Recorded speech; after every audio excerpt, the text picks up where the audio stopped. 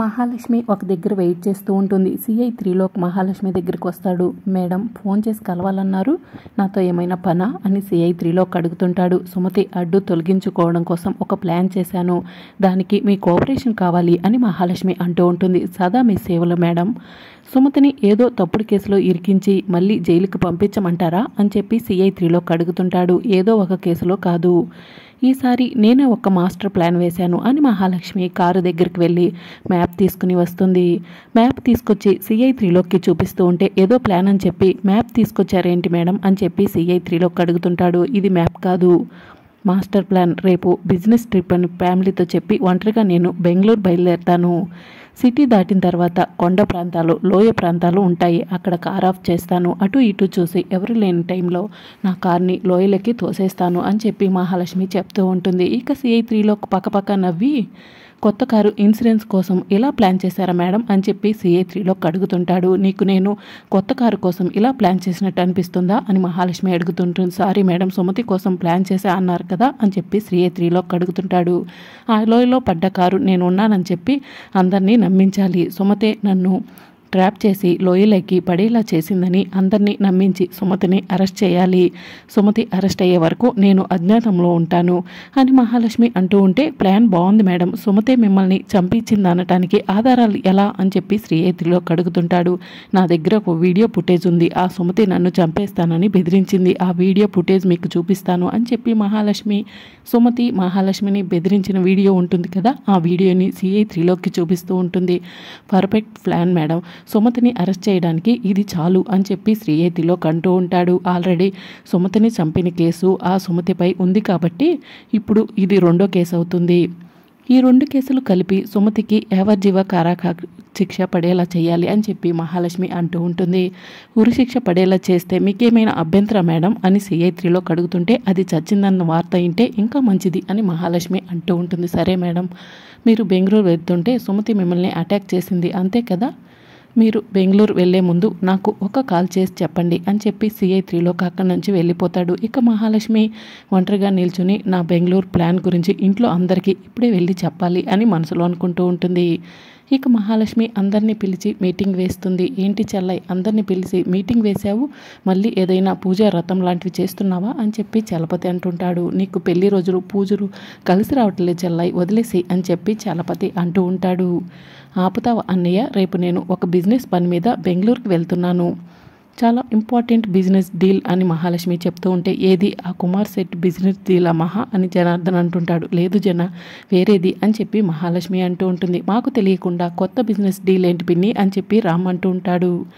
Deal పూర్తయిపోయిన తర్వాత మీ అందరికీ చెప్పి సర్ప్రైజ్ ఇద్దామనుకున్నాను రామ్, కానీ వాళ్ళే హైదరాబాద్కి వస్తారనుకుంటే నన్నే బెంగళూరుకి రమ్మన్నారు, అందుకే రేపు ఉదయమే బెంగళూరుకి బయలుదేరుతున్నాను అని మహాలక్ష్మి చెప్తూ ఉంటే, ముఖ్యమైన డీల్ అంటున్నారు, రామ్ మామను జనార్దన్ మామయ్యను తీసుకెళ్లొచ్చు కదా అత్తయ్య అని సీత అంటుంది. బిజినెస్ విషయాల్లో నేను ఇన్వాల్వ్ అవద్దని చెప్పాను కదా అని మహాలక్ష్మి అంటూ ఉంటుంది. సీత చెప్పింది మీ మంచి కోసమే కదండి అని చెప్పి సుమతి అంటుంది. ఒకరే వెళ్ళటం మంచిది కాదని సీత అలా చెప్పింది అని సుమతి అంటూ ఉంటే, సీతకు మీ తోడు ఉన్నట్టు మహా కూడా ఎవరైనా తోడున్నారని మీరు అంటున్నారా అని చెప్పి అర్చన అంటుంది. మా వదినేమి చిన్నపిల్ల కాదు, జాగ్రత్తలు చెప్పడానికి అని గిరి అంటాడు. చెల్లాయి మంచి కోసమే కదా వాళ్ళు చెప్తుంది అని చలపతి అంటాడు. మా చెడు కోరుకోకుండా ఉంటే అంతే చాలు, మాకు మంచే జరుగుతుంది అని మహాలక్ష్మి అంటుంది. అడిగారు కాబట్టే చెప్తున్నాను రామ్, జనాకి ఇక్కడ చాలా వర్క్స్ ఉన్నాయి, అందరం కలిసి వెళ్తే ఇక్కడ వర్క్స్ అన్నీ ఆగిపోతాయి అని మహాలక్ష్మి చెప్తూ ఉంటుంది. అవునవును మహా, ఇక్కడ టెండర్కి సంబంధించిన విషయాలు చాలానే ఉన్నాయి, అవన్నీ మేము చూసుకుంటాము అని జనార్దన్ అంటాడు. అవును పిన్ని, నేను డాడీ బాబాయ్ ఇక్కడ ఉన్న వర్క్స్ అన్నీ కూడా చూసుకుంటాము, మీరు వెళ్ళిరండి అని రామ్ అంటూ ఉంటాడు. అయినా ఇంత సడన్గా బిజినెస్ ట్రిప్ ఏంటి అని సీత అంటుంది. బిజినెస్ ట్రిప్స్ అంటే ఇలా సడన్గానే ఉంటాయి, 1-2 రోజులు బిజినెస్ చూసుకున్నంత మాత్రాన నీకు బిజినెస్ అంతా తెలిసినట్టు మాట్లాడక సీత అని చెప్పి గిరి అంటాడు. ఆ 2 రోజుల్లోనే సీత ఆఫీస్ని దద్దరిల్లేలా చేసింది అని చెప్పి చలపతి అంటాడు. మహా, రూమ్ బుక్ చేసుకున్నావా, ఫ్లైట్ టికెట్లు అన్నీ కూడా చూసుకున్నావా అని చెప్పి జనార్దన్ అడుగుతుంటాడు. కారులో వెళ్దాం అనుకుంటున్నాను జన అని మహాలక్ష్మి చెప్తూ ఉంటుంది. అంత దూరం రోడ్ జర్నీ అవసరమా పిన్ని అని చెప్పి రామ్ అంటాడు. ఫ్లైట్లో వెళ్తే బాగుంటుంది కదా మహాలక్ష్మి గారు అని సుమతి అంటుంది. ఇక పక్కనే ఉన్న సీత కూడా, రోడ్ జర్నీ అంత మంచిది కాదు, అంత దూరం ఒంటరిగా, అది కూడా ఫ్లైట్లో వెళ్ళండి అత్తయ్య అని సీత అంటూ ఉంటుంది. ప్రతి విషయంలో నువ్వు ఎందుకు జోక్యం చేసుకుంటున్నావు సీత, మధ్యలో నాకు హిందూపురంలో చిన్న చిన్న వర్క్స్ ఉన్నాయి, అవి చూసుకుని వెళ్తాను అని మహాలక్ష్మి అంటూ ఉంటుంది. మరి స్టేయింగ్ ఎక్కడ మహా అని జనార్దన్ అడుగుతుంటాడు. మన ఆఫీస్ గెస్ట్ హౌస్లోనే జన ఆల్రెడీ నేను వస్తున్నట్టు మేనేజర్కి కాల్ చేసి చెప్పాను అని చెప్పి మహాలక్ష్మి చెప్తూ ఉంటుంది. సరే, లగేజ్ సర్దుకోవాలి, అలాగే డీల్కి సంబంధించిన డాక్యుమెంట్స్ అన్నీ కూడా సర్దుకోవాలి, నేను వెళ్ళి లగేజ్ ప్యాక్ చేసుకుంటాను అని మహాలక్ష్మి అక్కడి నుండి వెళ్ళిపోతూ ఉంటుంది. సడన్గా ఈ బిజినెస్ ట్రిప్ ఏంటి, సంథింగ్ ఈజ్ రాంగ్ అని సీత మనసులో అనుకుంటూ ఉంటుంది. ఇక మార్నింగ్ అవుతుంది, అందరూ కూడా మహాలక్ష్మి కోసం ఎదురు చూస్తూ ఉంటారు. మహాలక్ష్మి లగేజ్ తీసుకుని కిందకు వస్తూ ఉంటుంది. క్షేమంగా వెళ్ళి లాభంగా రా మహా అని జనార్దన్ అంటూ ఉంటాడు. మహా, నా పెళ్ళైన దగ్గర నుంచి నిన్ను వదిలిపెట్టి ఎప్పుడు కూడా ఉండలేదు మహా, నువ్వు వెళ్తుంటే నాకు బాధగా ఉంది మహా అని అర్చన చెప్తూ ఉంటుంది. అంత బాధపడే బదులు మహాతో పాటు నువ్వు కూడా వెళ్ళొచ్చు కదా చెల్లాయి అని చలపతి అంటాడు. నేను పేరెంటానికి వెళ్ళట్లేదన్నయ్య, బిజినెస్ డీల్ పని మీద వెళ్తున్నాను, అర్చనను ఎలా వెంట పెట్టుకుని వెళ్తాను అని మహాలక్ష్మి అంటుంది. ఇంత సడన్గా బిజినెస్ ట్రిప్ ఏంటో అని సీత అంటుంది. రాత్రి చెప్పాను కదా సీత, బిజినెస్ ట్రిప్లు అంటే అలానే ఉంటాయి అని చెప్పి రామ్ అంటాడు. పిన్ని ఆల్ ది బెస్ట్ అని చెప్పి రామ్ అంటూ ఉంటాడు. వదిన డీల్ ఓకే చేసుకుని రావాలి అని చెప్పి గిరి చెప్తూ ఉంటాడు. నేను ఏ బిజినెస్ డీల్ చేసినా కూడా అది తిరుగుండదని మీకు తెలుసు కదా అని మహాలక్ష్మి అంటూ ఉంటుంది. గిరి నేను లోకల్లో లేదు కదా అని చెప్పి ఆఫీస్ విషయాలు పెండింగ్ పెట్టకండి, నేను వచ్చేసరికి ఈ టెండర్కి సంబంధించిన విషయాలన్నీ కూడా పూర్తి చేయాలి అని చెప్పి మహాలక్ష్మి చెప్తూ ఉంటుంది. మీరు సంతోషంగా వెళ్ళిరండి పిన్ని, నేను డాడీ బాబాయ్ అందరం కూడా చూసుకుంటామని రామ్ అంటాడు. అవును, విద్యాదేవి గారు ఎక్కడ అని మహాలక్ష్మి అంటూ ఉంటుంది. విద్యాదేవి కనిపించకపోవడంతో విద్యాదేవి గారు అని చెప్పి మహాలక్ష్మి పిలుస్తూ ఉంటే విద్యాదేవి మహాలక్ష్మి దగ్గరికి వస్తుంది. రాత్రంతా మీ గురించి ఆలోచించాను, మీరు ఇంటికి వచ్చిన దగ్గర నుంచి ఏదో ఒక విషయంలో మీకు నాకు గొడవ జరుగుతూనే ఉంది అని మహాలక్ష్మి అంటూ ఉంటుంది. ఎందుకు అంతలా ఆలోచించారో అని సీత అంటుంది. నీ గురించే సీత, ఒకప్పుడు మనం సరదాగా వేసుకున్న పందెం వల్ల ఈ విద్యాదేవి టీచర్ని డ్యాన్స్ టీచర్గా ఇంటికి తీసుకొచ్చావు. నీ డ్యాన్స్ టీచర్ కాబట్టి అందరం కూడా గౌరవించాము, కానీ ఈవిడే సుమతని నువ్వు మంకు పట్టుదల పట్టావు, అందువల్ల ఈ సమస్యలన్నీ వచ్చాయి. విద్యాదేవి గారు, మీరు ఈ స్టేజ్కి రావడానికి ఎన్నో కష్టాలు పడే ఉంటారు. ఈ వయసులో మీరు నేను చిన్నపిల్లల్లా గొడవ పడటం కరెక్ట్ కాదు అని చెప్పి మహాలక్ష్మి చెప్తూ ఉంటుంది. ఈ మాటలు విన్న సీత, మహాలక్ష్మి అత్త ఏంటి సుమతి అత్త విషయంలో ఇంత మంచిగా మాట్లాడుతుంది అని చెప్పి ఆలోచిస్తూ ఉంటుంది. సుమత అక్కతో మహా ఇంత మంచిగా మాట్లాడుతుంది ఏంటి అని అర్చన అడుగుతూ ఉంటుంది.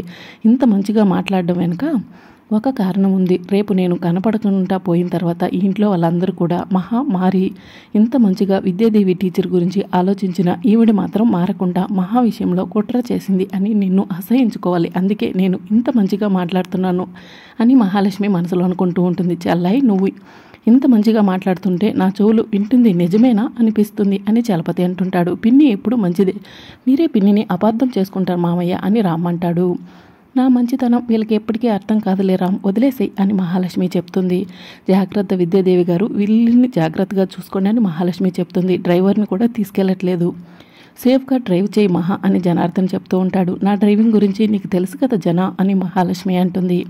ఇక మహాలక్ష్మి అందరికీ బాయ్ చెప్పి ఇంట్లో నుంచి బయలుదేరుతుంది.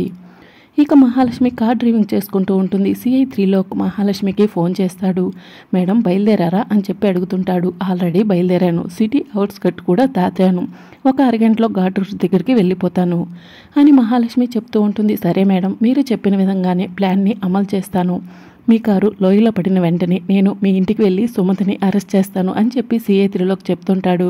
ప్లాన్ అంతా కూడా నేను అనుకున్నట్టుగానే జరగాలి అని మహాలక్ష్మి చెప్తూ ఉంటుంది. సరే మేడం, మీరు అనుకున్నట్టుగానే జరుగుతుంది, కానీ మీరు కాస్త జాగ్రత్తగా ఉండాలి, కారుని లోయలోకి తోసేటప్పుడు మీరు కూడా లోయలో పడే ప్రమాదం ఉంది అని సిఐ త్రీలోక్ చెప్తూ ఉంటాడు. ఆ జాగ్రత్తలన్నీ నేను తీసుకున్నాను అని మహాలక్ష్మి అంటుంది. సరే మేడం, అరగంట తర్వాత నేను ప్లాన్ని ఇంప్లిమెంట్ చేస్తాను అని చెప్పి సిఐ త్రీలోక్ ఫోన్ కట్ చేస్తాడు.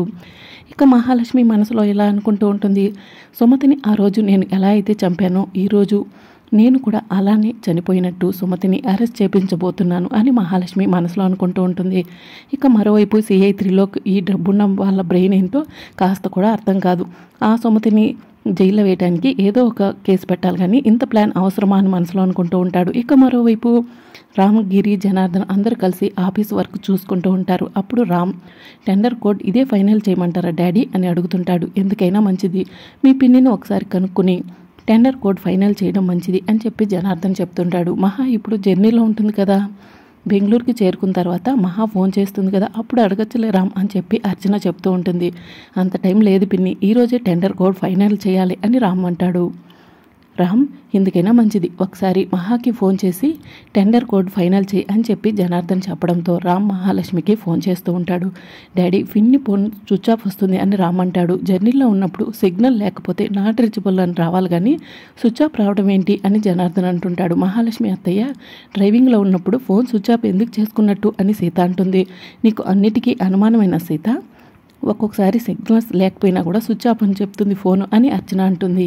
సీతకు వదిన బెంగళూరు ట్రిప్ వెళ్ళడం అస్సలు ఇష్టం లేదు అని చెప్పి గిరి అంటాడు. మొన్నటి వరకు సీత బిజినెస్ చూసుకుంది కదా, ఈ ట్రిప్ కూడా సీతే వెళ్ళాలనుకున్నట్టుంది అని అర్చన అంటుంది. మరి రాబోయే ఎపిసోడ్లో ఏం జరుగుతుందో తెలుసుకోవాలనుకుంటున్నారా? అయితే ఛానల్ని సబ్స్క్రైబ్ చేసుకోండి.